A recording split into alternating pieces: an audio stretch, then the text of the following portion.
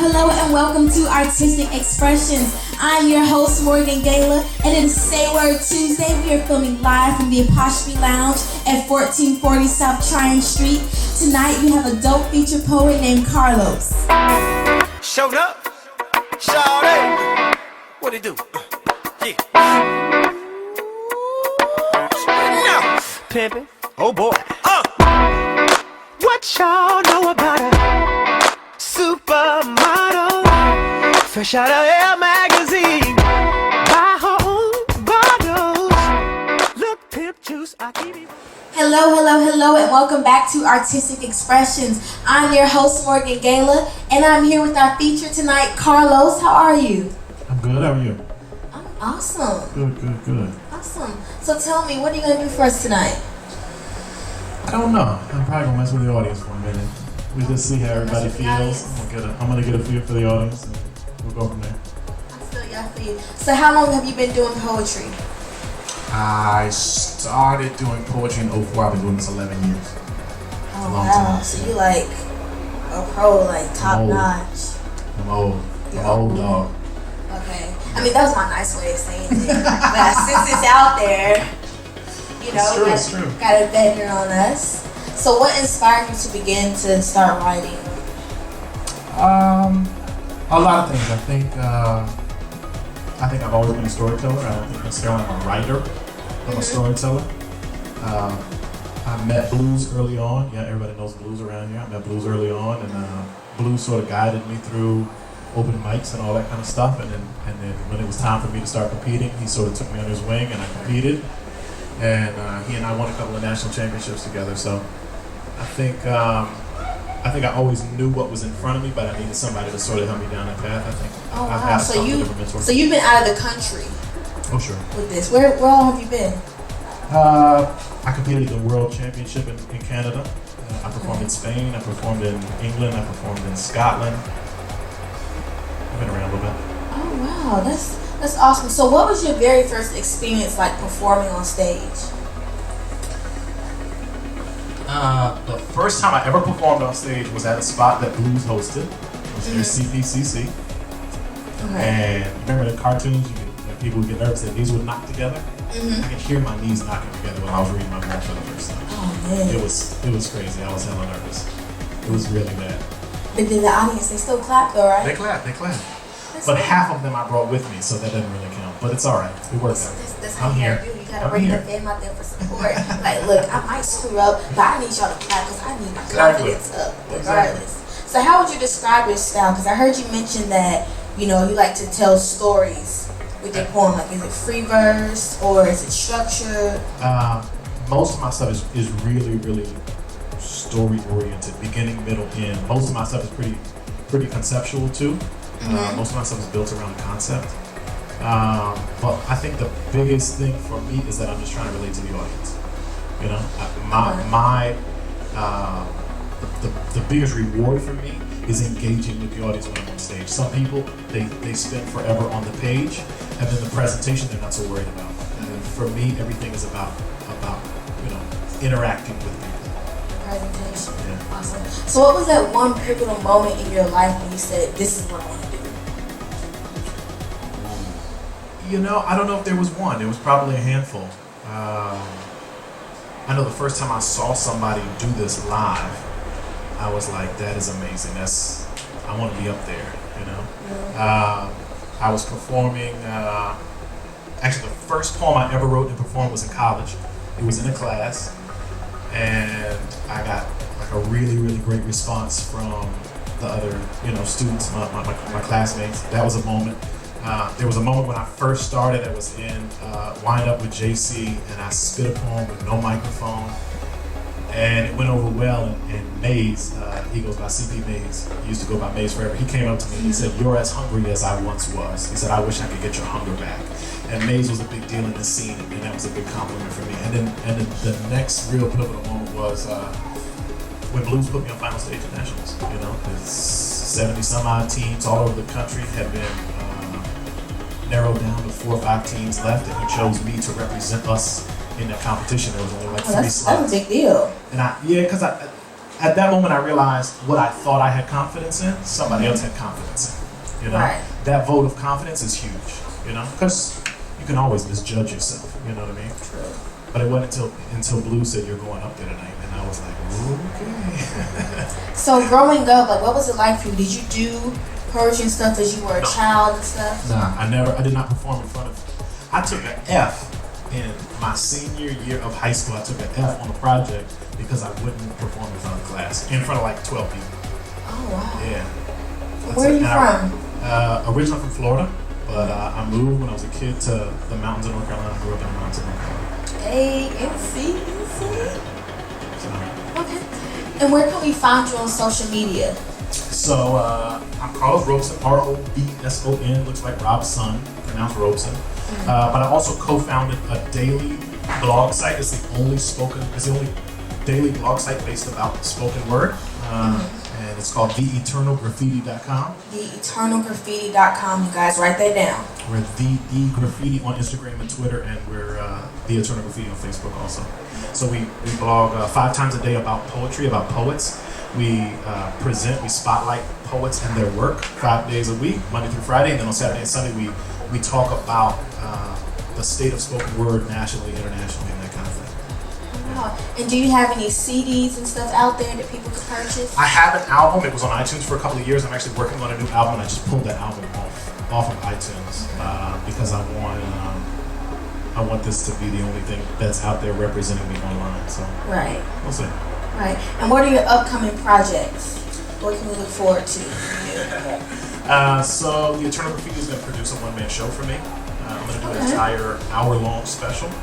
Wow. We're also going to produce, hopefully in the near future, we're going to produce a slam that's sort of structured unlike most poetry slams. I don't want to give too much of that away, but we got some stuff coming up. All of this on the Eternal Sure, Graffiti. you don't want to give me I can't tell you any nothing. details Yeah, nothing. or anything. Can you describe at least the style? It's a poetry slam. It's a poetry It's a slam. poetry slam. We're going to change the rules on the poetry slam.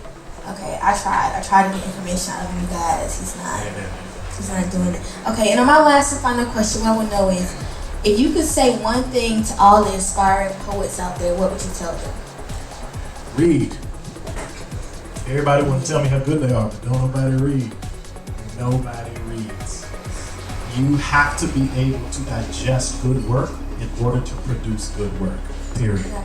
And I have a lot of young kids come up to me and they tell me how great they are and they want me to hear them, and then I ask them how much do they read, and they can't give me an answer. You gotta read. If you want to write, you gotta read. You gotta That goes for writing in general. Like, period. if you don't read, then you can't write a good essay. Right. The same thing for poetry. Blog, screenplay, poem, whatever. Okay. Well, thank you guys. Thank you so much, Carlos. Absolutely. And now I feel like I'm riding cloud 9 'cause I'm in love, baby. I wanna fly away to a place where love could last forever always.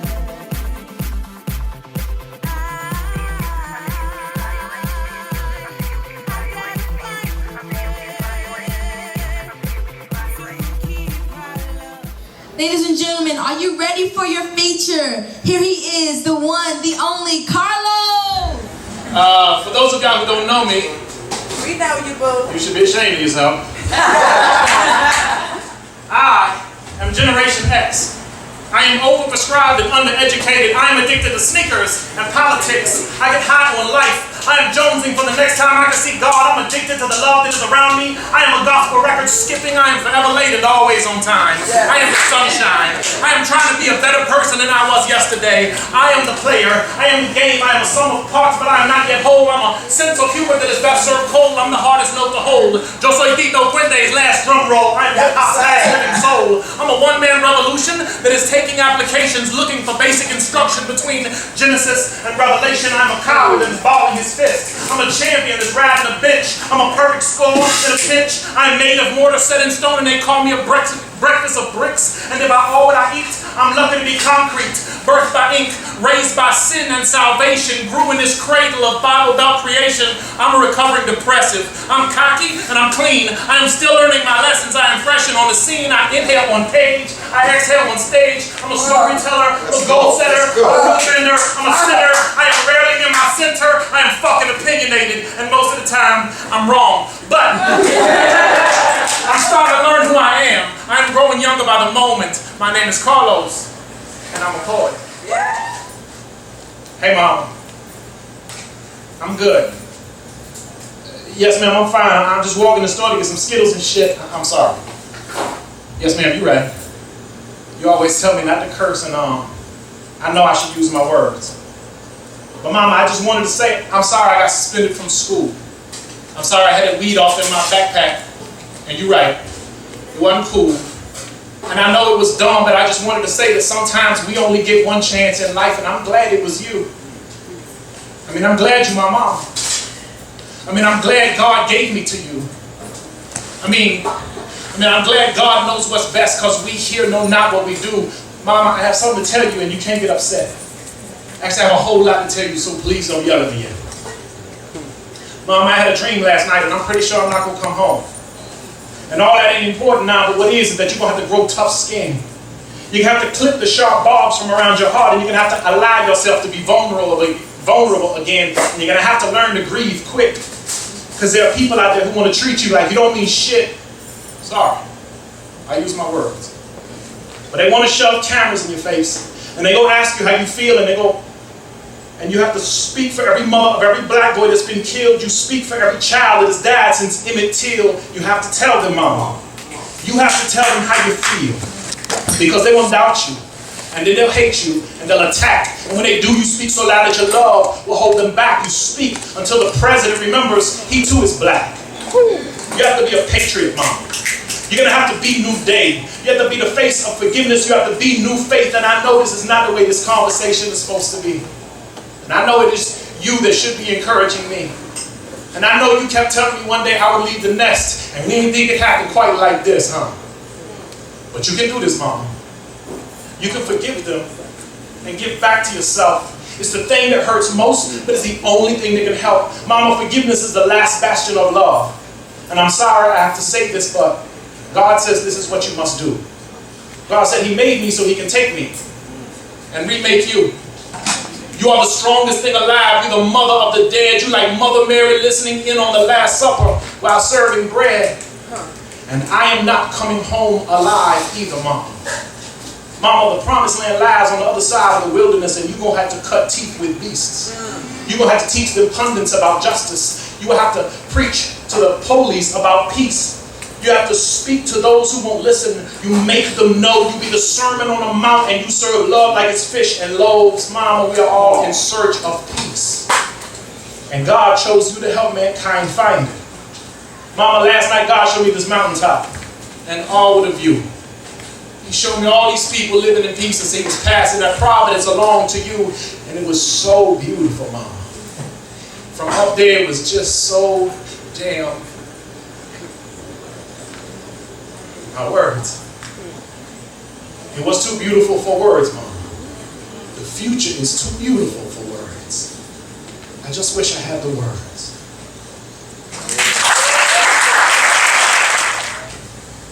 See, God awoke one morning. God awoke one morning, only for there to be darkness with no hope left as far as God could see. So He dipped His stance and rubbed His hands, and lightning He did make. And the more God rubbed, He made a sun and left it in its place. Hot and bright, He blew that light to see if it might stay. But He blew so hard that it flew apart and it splattered out into space. Streaking the dark, He made it arc by peppering the night with gold. So God left the stars out in their place like they were heaven's new peepholes. Still needing heat, God planted His feet and decided to try once more. So amidst the calm, He pressed His palms and swiped them back and forth. And through resistance, He created friction till a new sound began to form. A growing rumble, low and wide, the thunder of 1,000 storms. This sizzling, smoking, steaming place where the solar system of ours was born. And the angels peeped from the backsides of stars. They said, "Come look and see our Lord. He's out and all and nothing, and he's making light from lore. He's tinkering with oblivion and a sound like crashing waves. And if he brings light to this dark, then glory shall be his name. And as God whipped up this pressure, and these angels sang his praise, the chaos inside his callous hands whipped itself into a bang, and he struck the sun and revealed its light, and all of heaven sang. The light cut past the drapes of darkness, and around corners of the unknown. The angels sat inside the stars, their faces all aglow. And God soaked up some sunlight and then began to speak. My son, you have a job to do. And it's not one for the weak. You will give my love away. You're the loudest word I'll speak. When you rise and fall, you'll guide them all, and they'll practice what you preach. Of all the things that I create, you're the one that cannot sleep. You will guide my days, mornings to afternoon. But as evening sets, I feel I fret. You need someone to croon. So God took one cold rock and he pulled it close, and he named this the moon. And he hung it in the night so it was close enough to see, so that the sun could give it light, but still not close enough to reach. And then through the air God swept his hand, collecting all the dust. And through his palms he molded clay the same color as rust, and pitched this piece of clay he did against that unending night. And so it was by God's own hand that planets first took flight. And when the sun first saw this spinning ball, he said to that cloud of dirt, come to me and I'll keep you warm, and God might call you earth. And God thought it needed some mountains, so he kneaded it some mountains. And the valley's pitch came from leaning elbows and molding dirt with fists. And from weary brow, God's sweat fell down and created out 7 seas. And God whispered, earth is what I'll call you. The sun is right indeed. And I will love you more, my child, than you will ever need. You may forget my name, but know I am that which created you. And though it may get rough, I promise love, and that I shall see you through. Amen. Y'all are going to laugh at my impression tonight. This is going to be terrible. When you're from a backwoods place such as myself, really you're exposed to silence as much as anything. I mean, with as much silence as there is out there in the country, you get to know very intimately the sounds of the trees and the water moving in the creeks and the way the grass moves, just as well as you get to know your mother's humming or the way your brother laughs. Both the silence and sounds out in the country are as much a part of your daily life as anything else. Children today are a little overexposed to sound. They aren't always able to escape sounds, and that's a shame. One shouldn't have to be such a prisoner of sound. You should always really be able to spend some time with silence, with yourself really. It's a beautiful sound all on its own, but more so than that, it allows you, when you hear something, to be taken by it. You should be able to be rocked by sound, to be amazed by music. My first exposure to music was in church. And church in Greensville, Florida was really the center of black community. And the music was just the pastor singing at us, and we would sing it back. Call and response, really nothing special. We didn't even have a piano until I was much older, but even then, just the voices and the rhythms of people together singing and harmonizing that beautiful sound, you know. It's really still breathtaking to hear a group of people, and especially church folk, singing from their hearts. It's a peaceful miracle, really. A lesson in community.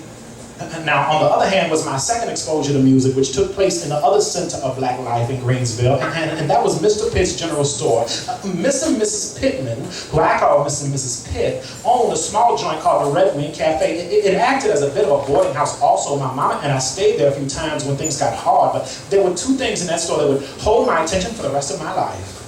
The first and most important was an old upright piano. Mr. Pitt was really a hell of a boogie-woogie player, or stride as some folks called it back in those days. And I remember one time when he was banging away on this box with these things I later learned were keys, and the sound, man, the sound was coming out of this wooden box, and I thought I could have fallen over dead right at that moment. It was the most overwhelming thing I have ever felt.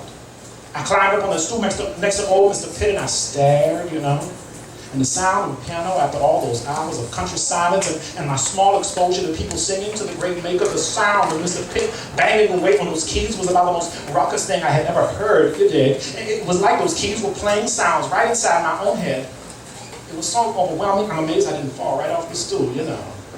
I would spend hours over the next some years with Mr. Pitt as he taught me how to bang away on that piano. An education I would take with me all my life. But really, almost as important as the piano would be is the thing that would inform me and my senses about what to play on that piano, and that's the jukebox, you dig. I stood in front of that jukebox for so many hours, I bet some customers thought I was really a little slow, a bit stupid. I can only imagine looking back the way I must have just sat there and watched Mr. Pitt while others play song after song on that box. The arrangements back then were so simple but otherworldly, you dig. It was easily the most sophisticated form of music I was exposed to at the time, and the idea that nobody was even playing the box. That the box played on its own was something out of the future, really far out, It was all very mysterious, but those early forms of music had a great impact on me. So much so that silence was different after that. I would go home at night or out to play during the daytime, and I'd spend hours in silence listening to all those sounds in my head. Thinking about the piano or that jukebox or those church hymns, the silence allowed me to play songs over and over again. And sure, I spent time with silence too. Like I said, you had no choice. But once you heard the music, there's never really any thought of going back. Right on. Thank you guys so much for tuning in to Artistic Expressions. I'm your host, Morgan Gayla. It's Say Word Tuesday, and we are filming live from the Apostrophe Lounge at 1440 South Tryon Street. Tonight we had a dope feature named Carlos. Peace and blessings, y'all.